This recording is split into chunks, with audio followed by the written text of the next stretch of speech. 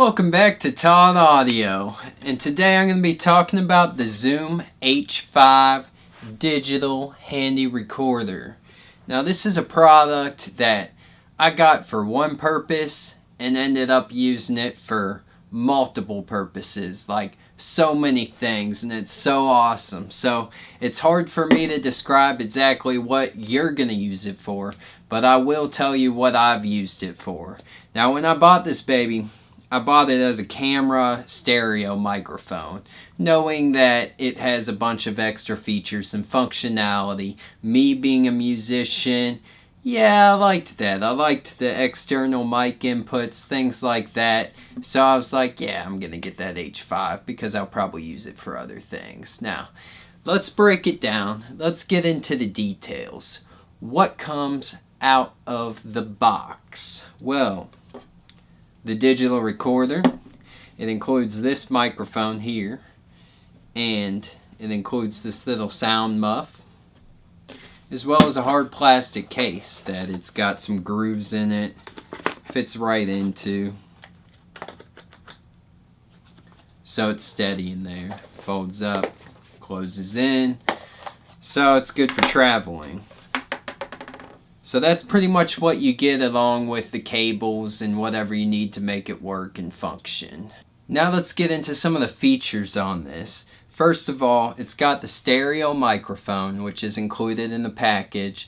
Then it's got two external XLR microphone inputs, which double as 1/4-inch line inputs. So you can use it for either one of those. Awesome.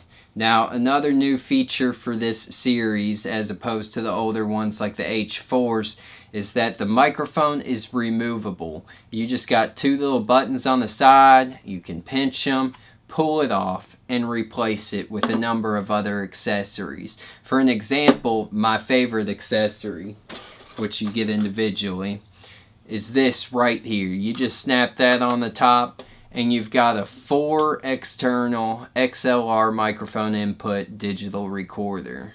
So it turns it into something new basically. Plus, if your microphone breaks, you can go buy a new one. It's not the end of the world. You don't have to buy a whole new H5. You can buy this component individually as well. That's pretty nice. Now the layout of it, they make super convenient for you on the fly. You've got external, hands-on gain dial adjustments, so you don't have to be browsing through the menus. You don't have to get into all that and mess with it. The volume's peaking, adjust it. The volume's too low, just turn the dial and adjust it. Guardrails across the dials to keep everything intact. If you bang it around, knock it on stuff a little bit, be careful, try not to, but hopefully that'll keep it protected. The build of it is not metal, it's a robust plastic, plus it comes with a case, so definitely really durable, not metal, but it's got a real nice, some weight to it, a nice feel to it.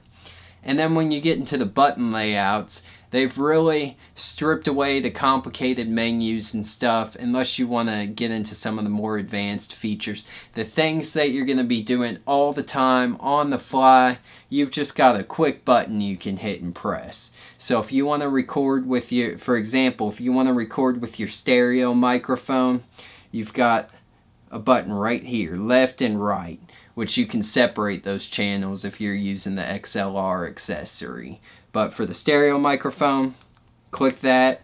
A little LED light turns on to tell you that those are active channels. So I've got two active channels. Let's say I want to hook an XLR up to the input number 1 here. Press the 1, that's now active. Channel 2, press the 2, that's now active. So I've got all 4 channels running right now. Could have 2 microphones hooked up and could have the stereo mic running at the same time. Now the channels 1 and 2 right here, they do feature phantom powering. So you can have on this portable recorder itself, you can have phantom powering running to a condenser mic or something else, and it'll do just fine. I've tried it. Now you can set this up to record in either one stereo track or 4 individual tracks, or one stereo track and two individual tracks for your XLR inputs.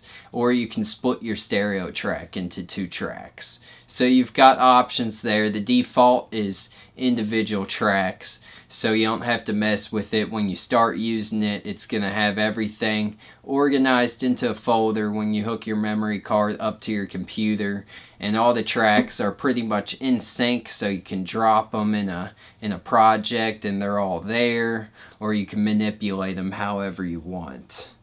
Another feature it has is built-in effects. So you've got a built-in low-end cutoff, a compressor, and a limiter, I believe, but I can't talk too much about the effects. I don't really use them. I just want to get the raw recording there, and then I can use my effects on the computer or wherever else if I want to. So, not something I really use, but it's there if that's something you're interested in.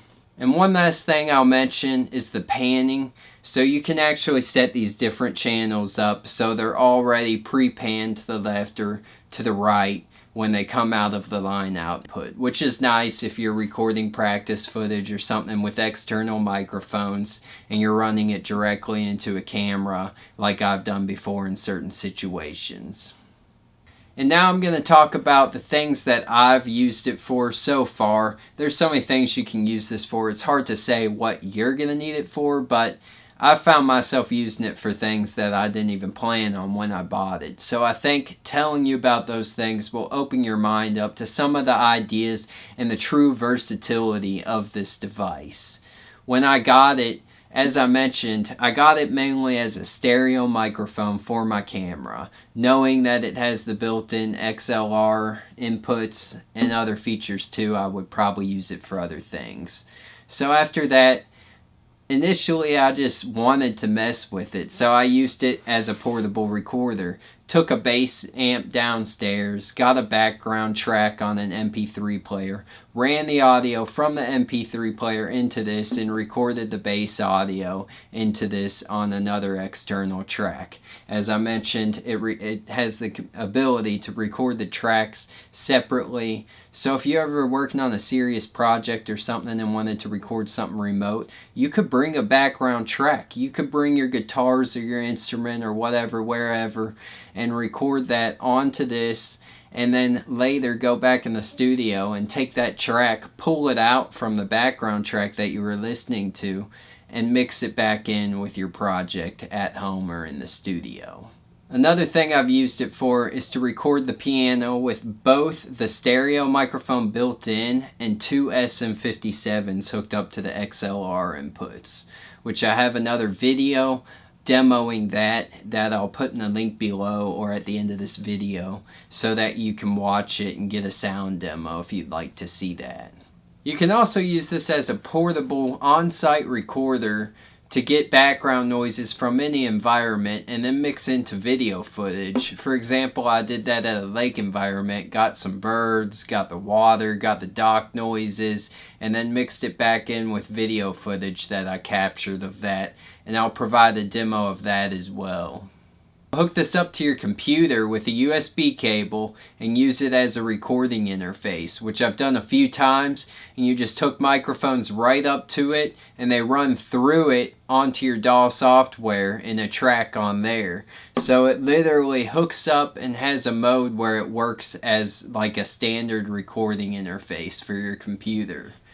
Finally, it's really made things easier with my in-software how-to or demo videos, where I'm actually using a screen share on Cubase or Ableton and showing effects A/B when it's on versus when it's off, or showing this microphone versus this one, constantly muting and unmuting, and I'm showing you a screen share of that. But I want the audio to be fed into the video real time, and I also want to have my voice as a background track in there explaining what I'm doing, but I have the software tied up for other obvious purposes.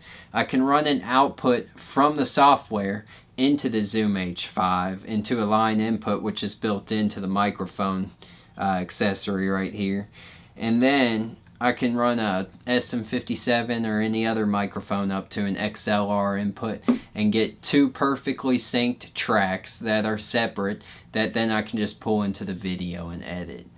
Thank you for watching my Zoom H5 product review video. I hope this video sharing my experience as a fellow consumer has been helpful to you and that I was able to answer some of your questions you might have regarding this device. If you enjoyed this video, please subscribe to my channel for future upcoming videos on recording how-tos, as well as some of my music I like to share every now and then. And also give this video a big thumbs up and have an awesome day.